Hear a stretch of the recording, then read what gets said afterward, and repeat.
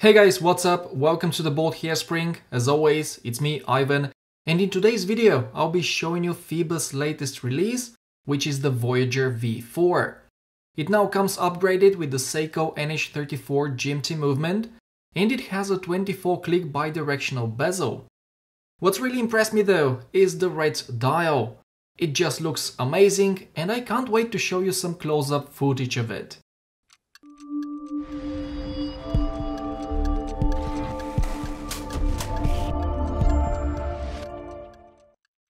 Before we start talking about the watch itself, there is something very important I want to tell you, and that is the price. The Phoibos Voyager V4 is priced at $399 but until the 2nd of February you can get it for only $299 by using the discount code GMT. And that automatically makes it one of the best value for money NH34 watches on the market right now. It's available in 4 different dial color configurations, and to be honest, you can't go wrong with any of them. You can find the link to their website and some additional info in the description down below.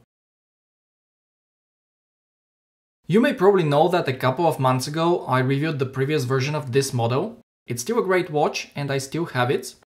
The newer version looks almost identical, as you can see. They both share the same case and bracelet. However, due to the NH34 movement, this newer version is slightly thicker. 14.9mm, while the other one was 14mm.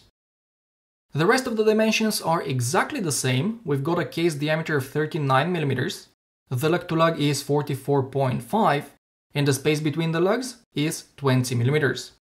Finally guys, size for me, it weighs 156 grams, so it's just 1 gram heavier than the previous model. Here you can see it on my 17cm or 6.7 inch wrist.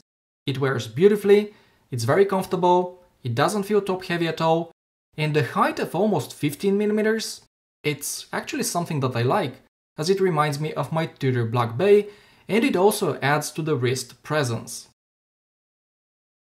Speaking of wrist presence, this watch will hardly pass under the radar, as the red dial is so in your face, and I mean this in the best way possible. It's a very nice and very pleasing shade of red that also has a bit of a sunburst effect going on, and it just looks fantastic in any light condition. You know, red is my favorite color and I really like watches with red accents, which is precisely why I love my Tudors so much, as well as my Omega Planet Ocean, although the bezel of this one is technically orange. I also own a G-Shock with some nice red details, but when it comes to red dials, this Phoibos is the second watch I've owned. I used to have an Orient Komatsu, but because the red on the Phoibos is more prominent, I definitely prefer it over the Komatsu. I guess what I'm saying is that this is one of the nicest red dials I've seen, but it's not only the color that's nice. What I also appreciate here is the overall execution of the dial. The applied indices and the handset are very nicely polished, the text looks sharp and the date is well positioned at 6 o'clock. It's also framed and it doesn't ruin the symmetry. Then in charge of protecting the dial we've got a very nice double domed sapphire crystal with some air coating applied on the underside. Next, let's see what the dial looks like in the dark. Phoibos has used the same proven formula as in the previous model, which consists of 15 layers of Superluminova BGW9 on the hands, on the indices, as well as on the bezel, and it simply works. The lume is evenly applied, it's bright and long-lasting, as you can expect. Here it is next to my Omega, and since it uses pretty much the same lume, there are no major differences between the two.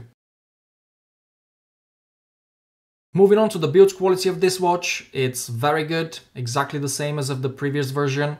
It's made of 316L stainless steel and it's water resistant to 200 meters thanks to the screw-in crown and case back.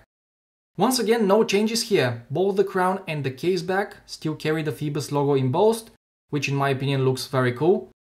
What's different is the bezel, as it's now bidirectional, it has 24 clicks and the action is excellent. It's very easy to turn, but it's not loose, the backplay is minimal, and it lines up perfectly. Now let's have a word about the Seiko NH34 movement that's inside this watch. It debuted 5-6 months ago with the release of the Seiko 5 Sports GMT models, and now that it's accessible to everyone, brands have massively started to use it because it's affordable, it seems that it's just as reliable as the NH35, and it basically shares the same specs. It beats at 21,600 vibrations per hour, it has 26 joules, and a power reserve of about 40 hours. Even the stated accuracy is the same, -20 to +40 seconds per day. However, all three watches I've reviewed with this movement have performed significantly better. In this particular case, it's running between 9 and 11 seconds fast per day, which is a performance I'm perfectly fine with. Guys, I see so many people pointing out at the fact that this is not a true GMT, but an Office GMT, like if it was something bad. In my opinion, both types of GMT movements have their pros and cons. For instance, a true GMT will have a jump in hour hand, which will allow the user to set the time very easily without messing up with the minutes. However, with most true GMT movements, you lose the ability to quickly set the dates. And this is the reason why whenever I wear my Planet Ocean, it almost never shows the correct day. I just can't be bothered. On the other hand, with Office GMTs like the NH34, setting the time becomes a bit more of a hassle, while setting the date can be done the way you're used to, by pulling the crown in its first position and turning it in the correct direction. Needless to say, I prefer the latter, but please let me know in the comments below, if given the choice, which one would you pick? Wrapping things up, the Voyager V4 is quite impressive. Because of the experience I had with the V3, I already knew I was going to like it.